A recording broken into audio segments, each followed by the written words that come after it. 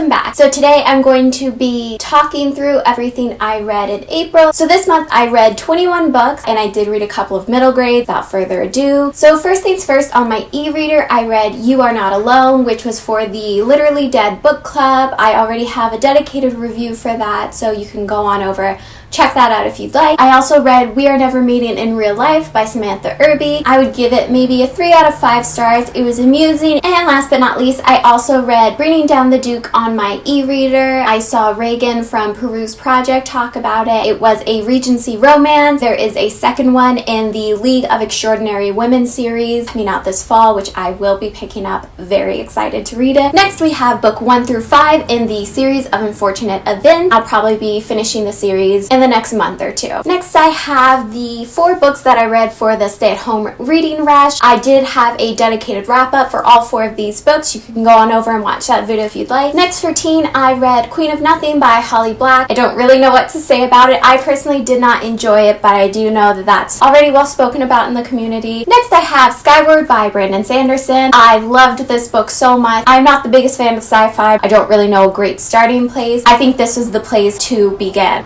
There's a truck going by. Next I have Adults by Emma Jane Unsworth. It read kind of like a modern Bridget Jones diary. It was really fun to pick up. It was a quick read. Next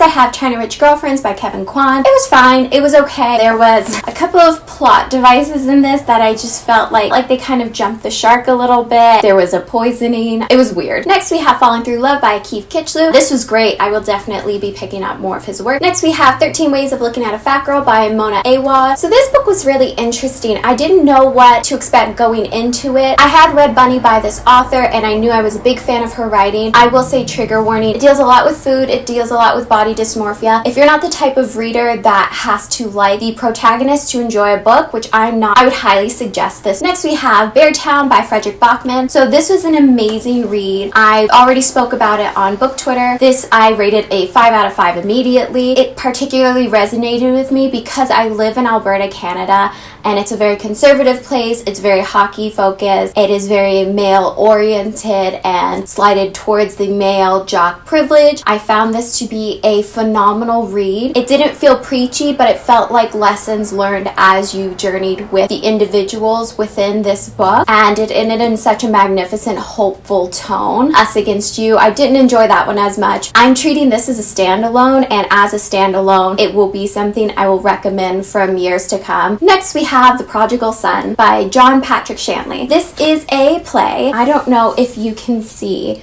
but it is completely marked up. This is going to become a very well beloved book on my shelf. So I'm going to end with my lowest rated book of the month and then my highest rated book of the month, and that will be all. So I also read Crescent City, House of Earth and Blood by Sarah J. Maas. So Sarah J. Maas, more like Sarah J. Massey. This was Sarah J. Maas's first step into adult fiction, and it was very bizarre. I'm a mixed bag. If you're treating it like book 1 of a series and book 2 is available, I think it would be easier to swallow. There's so much, in my opinion, unnecessary plot, which I would just call fluff. There's a lot of backtracking of detective work. Oh, it must be that. No, it's not. Oh, it must be this. And they uncover new information as the story goes, but in a very superfluous way that doesn't really add to the intrigue. It doesn't feel like a natural progression of a detective story. It feels like a bunch of red herrings that were clearly red herrings. I will say the plot twist that everybody talks about, like who the real villain is. Actually, I'm going to put spoilers up here, and I will put a timestamp on when the spoilers are done, just so I can speak a little more freely about what I thought. Just a quick overhaul. Did not enjoy. Thank you. So Bryce, I thought it was a bit heavy-handed, the bad girl persona and the whole fake coke, sniffing, the promiscuity, but she wasn't really promiscuous, but she was still kind of judgy about those who were. I thought, what is his name? Hunt. I thought Hunt was an absolute dick. I thought he was judgmental and stupid and puts a lot of worth on people based on characteristics that I personally don't think matter. I don't think casual drug use, promiscuity, sexuality really has any bearing on a person's morality or what they're worth. But for some reason, we're supposed to love Hunt, which I just don't. Another problem I had with the series was Gareth, who is Hunt's boss. Again, big spoiler alert. He winds up being the bad guy, whereas literally in the first 60 pages, I feel like that was the most obvious thing in the world. The second she finds out it was Gareth that was the angel in the alleyway, I almost said angels in the outfield. As soon as she found out he was the angel in the alleyway, I was like, oh, well, that's the villain. He might as well be twirling his mustache. That's the villain. Why was he in a bad side of town where Danica and Bryce live? It's run down. There's a lot of drug use. Why would he have been skulking around an alley there before Danica was attacked? It really doesn't make sense to me unless he was the villain who set loose the monster. So...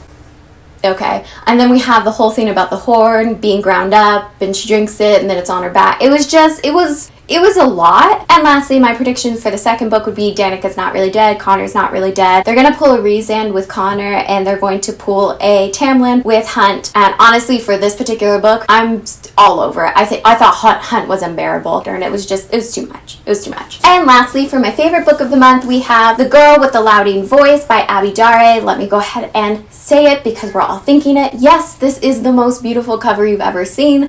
It is also the most beautiful story you will have ever heard. This is about a young girl in Nigeria who gets sold off for a bride price that will pay for her family's meals, but her husband is not great. She wants to pursue education like her mother, who has sadly passed in her childhood, always wanted for her. What I found really beautiful about this story is it's written in broken English, as you would expect a learning Nigerian to speak. It's very impactful the way that the emotions and her mental state can be communicated in this broken English. It really makes it all the more empathetic, as well as the fact. So wrapping this up very quickly, I had to change my memory card because I ran out of memory. It seems like everybody and their mother and brother and cousin are on the road today.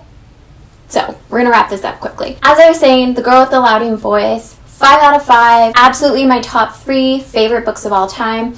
This has turned into a book that I want to give everybody who asks me, why do we still need feminism? I want to give them this book as well as fellow feminists, just so we can open our mind to the fact that feminism is so important beyond the Western world. The privileges that we have in Western America is not awarded to all of those females in different countries, and that's why it's so important that we stand together and fight for equality, and this has really become a beacon of that book. If you have not picked this up, I really can't speak about it enough. I have told everybody in my booktube group on Twitter to please read it. It is truly the most beautiful book I've ever read in my entire life. I cannot recommend it enough to please pick this up. So that was my April wrap up. I read 21 books in total. Pretty happy with the number. Saturday I will be putting out my May TBR. As it is my birthday month, I tend to do my TBR a little looser, a little more fun, and I'll explain that in my next video. If you would like to subscribe, I make videos every Wednesday and Saturday, and I will see you Saturday with my May TBR.